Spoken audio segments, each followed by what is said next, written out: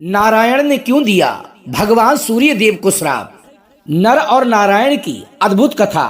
जय श्री कृष्णा। प्रिय दर्शक बंधु, एक बार पुनः स्वागत है आप सभी दर्शकों का आपके अपने चैनल दर्पण ज्ञान गागर यूट्यूब चैनल में। प्रिय सज्जनों, आज आपके समक्ष बहुत ही ज्ञानवर्धक व प्रेरणादायक कहानी लेकर हम हाजिर हुए हैं। आज की कथा में हम आपको बताने वाले हैं कि नर और नारायण कौन थे, इन्होंने भगवान सूर्य देव को श्राप क्यों दिया, क्या है इसके पीछे का रहस्य। ये सभी बातें जानने के लिए वीडियो को लाइक कर लें, चैनल को सब्सक्राइब कर लें, बेल आइकन प्रेस कर लें, अच्छे अच्छे कमेंट करें ताकि हर आने वाली वीडियो की नोटिफिकेशन सबसे पहले आपको प्राप्त हो सके और प्रिय दर्शक बंधुओं आप उसका लाभ उठा सकें। तो बने रहें बिना स्किप किए हमारी वीडियो की समाप्ति तक।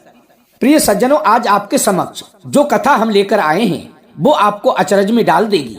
तो आइए प्रिय सज्जनों, आपका अधिक समय नष्ट ना करते हुए देखते हैं इस प्यारी सी कहानी की ओर। प्रिय सज्जनों, एक दंभोबद्भ नाम का असुर था। उसने भगवान सूर्य देव की घोर तपस्या की। जब भगवान सूर्य देव उसकी तपस्या से प्रसन्न होकर प्रकट हुए और उससे वरदान मांगने को कहा तो उसने अमृत का वरदान मांगा, लेकिन भगवान सूर्य देव ने उसको ये वरदान देने से मना कर दिया। उन्होंने कहा तुम कोई और वरदान मांग लो, ये वरदान मैं आपको नहीं दे सकता, क्योंकि जिसने भी इस संसार में जन्म लिया है उसकी मृत्यु निश्चित है। इसलिए इस विधि के विधान को मैं टाल नहीं सकता और ना ही तुम्हें अमृत का वरदान प्रदान कर सकता हूँ। तभी वो दंभोबद्भ नाम का असुर कहने लगा कि हे सूर्य देव, यदि आप मुझे अमृत का वरदान नहीं दे सकते हो तो आप मुझे 1000 दिव्य कवचों का सुरक्षा चक्र प्रदान कीजिए और इन 1000 कवचों में से एक भी कवच सिर्फ वही तोड़ सके जिसने 1000 वर्ष तक तपस्या की हो, और यदि जैसे ही कोई मेरे एक कवच को भी तोड़े तो वह तुरंत ही मृत्यु को प्राप्त हो जाए। अब तो भगवान सूर्य देव बड़े ही चिंता में पड़ गए।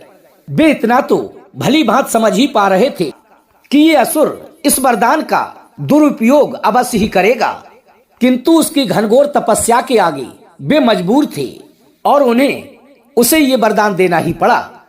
अब वह असुर इन कब्जों से सुरक्षित होने के बाद वही करने लगा जिसे सूर्य देव का डर था। अब दंभोबद्भ अपने सहस्त्र कब्जों की शक्ति से अपने आप को अमर मानकर मन चाहे अत्याचार करने लगा। अब तो वह सहस्त्र कब्जों के नाम से पहचाने जाने लगा। उधर सती जी के पिता दक्ष प्रजापति ने भी अपनी पुत्री मूर्ति का विवाह ब्रह्मा जी के मानस पुत्र धर्म से कर दिया। उधर मूर्ति ने भी सहस्त्र कवच के बारे में सुन रखा था। तभी उन्होंने भगवान श्री हरि विष्णु से प्रार्थना की कि उसे समाप्त करने के लिए वे स्वयं आए। तभी भगवान श्री हरि विष्णु ने आकर के उन्हें आश्वासन दिया कि वे ऐसा अवश्य ही करेंगे, अन्यथा सृष्टि चक्र खतरे में पड़ जाएगा।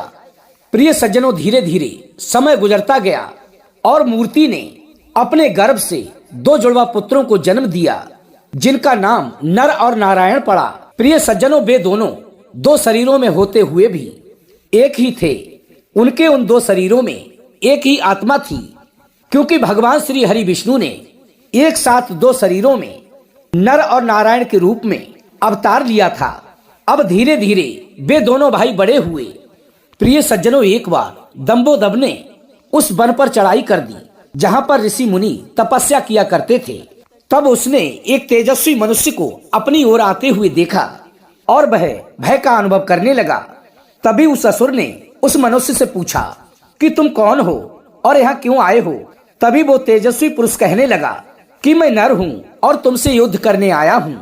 भयभीत होते हुए भी दंभोबद्भ ने हंसकर कहा, शायद तुम मेरे बारे में बहुत ही कम जानते हो, इसलिए ऐसी बातें कर रहे हो। यदि जानते होते तो मेरे बारे में तुम ऐसी बातें नहीं करते। लगता है तुम्हें अपने प्राणों का भय नहीं है और शायद तुम्हें ये भी ज्ञात नहीं है कि सहस्त्र कवच मेरी सुरक्षा कर रहे हैं और मेरे इन कब्जों को वही तोड़ सकता है जिसने 1000 वर्ष तक तपस्या की हो। तभी नर ने हंसकर कहा कि मैं और मेरा भाई नारायण एक ही हैं, जो कि घनघोर तपस्या कर रहा है और मैं उनके बदले तुमसे युद्ध करने आया हूँ। प्रिय दर्शक बंधुओं, बातों बातों में ही उन दोनों में युद्ध प्रारंभ हो गया और सहस्त्र कवच को इस बात का आश्चर्य होता रहा कि वास्तव में नारायण के तप से ही इस नर की शक्ति बढ़ती ही चली जा रही है। प्रिय दर्शक बंधु, जैसे ही 1000 वर्ष का समय पूर्ण हुआ, नर ने सहस्त्र कवच का एक कवच तोड़ दिया। लेकिन भगवान सूर्य देव के वरदान के अनुसार जैसे ही दंबोदब का वो कवच टूटा, नारायण के भाई नर मृत होकर जमीन पर गिर पड़े। तभी सहस्त्र कवच ने अपने मन में विचार किया, यदि मेरा एक कवच टूट गया तो क्या हुआ, किंतु ये नर तो मृत्यु को प्राप्त हो गया। लेकिन तभी उसने देखा कि नर के समान स्वरूप वाला एक पुरुष उसकी ओर दौड़ा चला आ रहा है, और वो इस बात को देखकर आश्चर्यचकित हो गया। अभी अभी तो उसके समक्ष नर की मृत्यु हुई थी, और अभी ये मेरी ओर दौड़ा कैसे आ सकता है। तभी उसने देखा कि नर तो मृत अवस्था में पृथ्वी पर पड़े हुए हैं। तभी वह अपने मन में विचार करने लगा कि ये तो बिल्कुल नर की शकल का उसका भाई नारायण लग रहा है। ये तो हूबहू नर की तरह सकल सूरत के उनके भाई नारायण थे, जो कि बिल्कुल नर की तरह ही प्रतीत हो रहे थे। ये दंबोदब असुर की ओर नहीं दौड़ रहे थे, ये तो अपने भाई नर की ओर दौड़े चले आ रहे थे। ये सब देखकर अट्ठास करके हंसते हुए उस असुर ने नारायण से कहा, अब तुम इस प्रकार से क्यों दौड़े आए हो? युद्ध से पहले तुम्हें अपने भाई को समझाना चाहिए था। यदि तुम पहले उसको समझाते तो वो आज आपके समक्ष मृत अवस्था में नहीं पड़ा होता, बल्कि जीवित होता। इसने तो अपने प्राण व्यर्थ में ही गंवा दिए। तभी भगवान नारायण शांति पूर्वक मुस्कुराए और अपने भाई नर के पास बैठकर एक मंत्र पढ़ा। उनके मंत्र पढ़ते ही नर अचानक से उठकर खड़े हो गए, अर्थात वो जीवित हो गए। तब दंबोदब की समझ में आया कि 1000 वर्ष तक भगवान शिव शंकर की तपस्या करने के कारण ही नारायण को महामृत्युंजय मंत्र की सिद्धि प्राप्त हुई है, जिससे वे अपने भाई नर को पुनर्जीवित कर पाए हैं। अब इस बार नारायण ने दंबोदब को युद्ध के लिए ललकारा और नर तपस्या में लीन हो गए। नर की 1000 वर्ष की तपस्या पूर्ण होने के बाद दंबोदब का फिर से एक कवच टूटा और भगवान नारायण की मृत्यु हो गई। इसके पश्चात नर ने आकर नारायण को पुनर्जीवित कर दिया और ये चक्र कई वर्षों तक ऐसे ही चलता रहा। इस प्रकार प्रिय दर्शक बंधुओं, 999 बार युद्ध हुआ। अब नर और नारायण का ये नियम था, एक भाई युद्ध करता तो एक तपस्या। अब हर बार ये क्रम चलता रहा। एक की मृत्यु के बाद दूसरा उसे जीवित कर देता था। जब उस दंबोदब असुर के 999 कवच टूट गए तो वो असुर इस बात को भली भांति समझ गया कि अब मेरी मृत्यु होने से कोई भी बचा नहीं सकता। तभी वो युद्ध क्षेत्र छोड़कर सूर्य लोक की ओर भाग गया और वहां पहुंचकर सूर्य देव की शरणागत हो गया, और उसके पीछे पीछे नर और नारायण भी उसका पीछा करते हुए सूर्य लोक तक पहुंच गए और सूर्य देव के पास पहुंचकर उसे स्वयं को सौंपने को कहा। किंतु भगवान सूर्य देव अपने उस भक्त के लिए नर व नारायण को सौंपने को बिल्कुल भी तैयार नहीं हुए। तभी भगवान नारायण ने अपने कमंडल से जल लेकर भगवान सूर्य देव को श्राप दे दिया कि आप एक असुर के लिए उसके कर्म फल से बचाने का प्रयास कर रहे हैं, जिसके लिए आप भी इसके पापों के भागीदार बनेंगे और आप भी पृथ्वी लोक पर इसके साथ जन्म लेंगे, इसका कर्म फल भोगने के लिए।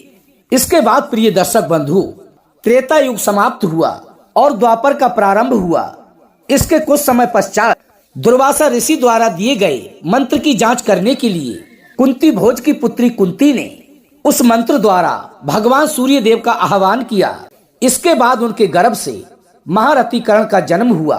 लेकिन ये बात बहुत से लोगों को आमतौर पर पता नहीं है कि कर्ण सिर्फ सूर्य पुत्र ही नहीं था, बल्कि उसके भीतर भगवान सूर्य देव व दंबोदब का अंश था।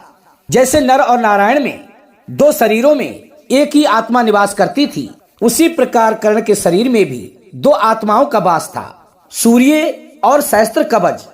और इसी द्वापर युग में नर व नारायण ने भगवान श्री कृष्ण व अर्जुन के रूप में जन्म लिया।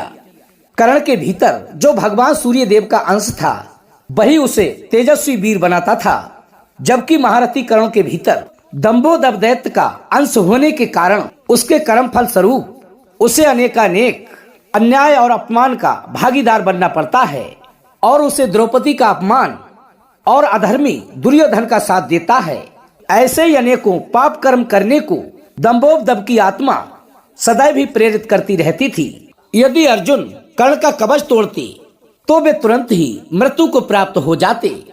इसीलिए देवराज इंद्र कर्ण से उसका कवच और कुंडल पहले ही मांग कर ले गए थे।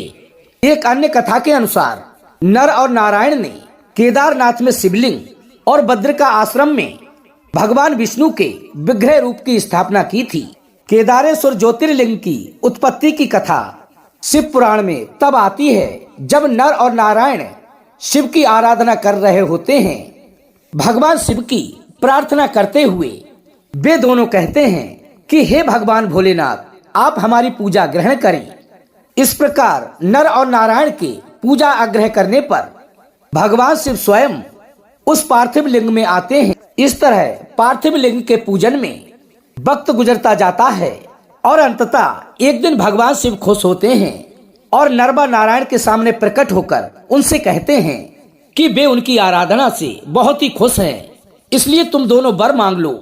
तभी नर और नारायण कहते हैं कि हे प्रभु, यदि आप हम दोनों पर प्रसन्न हैं तो लोक कल्याण के लिए कुछ ऐसा कीजिए ताकि संसार का भला हो सके। तभी भगवान शिव कहते हैं, तुम दोनों निसंकोच कहो, क्या कहना चाहते हो। भगवान शिव की बात सुनने के बाद नर और नारायण कहते हैं, जिस पार्थिव लिंग की हम दोनों ने पूजा की है उस लिंग स्वरूप में आप समाहित हो जाइए, ताकि आपके दर्शन मात्र से लोगों का कष्ट दूर हो और उनका कल्याण हो सके। प्रिय सज्जनों, नर और नारायण दोनों भाइयों के अनुरोध पर भगवान शिव और भी प्रसन्न हो जाते हैं, केदारेश्वर ज्योतिर्लिंग के रूप में निवास करने लगते हैं। प्रिय सज्जनों, इस प्रकार से केदारेश्वर ज्योतिर्लिंग की उत्पत्ति होती है। महाभारत के अनुसार पाप से मुक्त होने के बाद केदारेश्वर में स्थित ज्योतिर्लिंग के आसपास मंदिरों का निर्माण पांडवों ने अपने हाथों से किया था और बाद में इसका पुनः निर्माण आदि शंकराचार्य जी ने करवाया था। इसके बाद राजा भोज ने यहाँ पर एक भव्य मंदिर का निर्माण कराया। इसी के साथ प्रिय सज्जनों, आप सभी दर्शकों को ओम नमो नारायण। तो कैसी लगी प्रिय सज्जनों आज की हमारी ये छोटी सी कहानी। यदि वीडियो पसंद आई हो तो अच्छे अच्छे कमेंट करें। कमेंट बॉक्स में ओम नमो नारायण लिखना ना भूलें और हो सके तो अपने सगे संबंधियों व मित्रों तक वीडियो को शेयर अवश्य करें। हम कल फिर मिलेंगे इसी प्रकार की ज्ञानवर्धक चर्चा के साथ। इसी के साथ प्रिय सज्जनों, राधे राधे, जय श्री कृष्णा।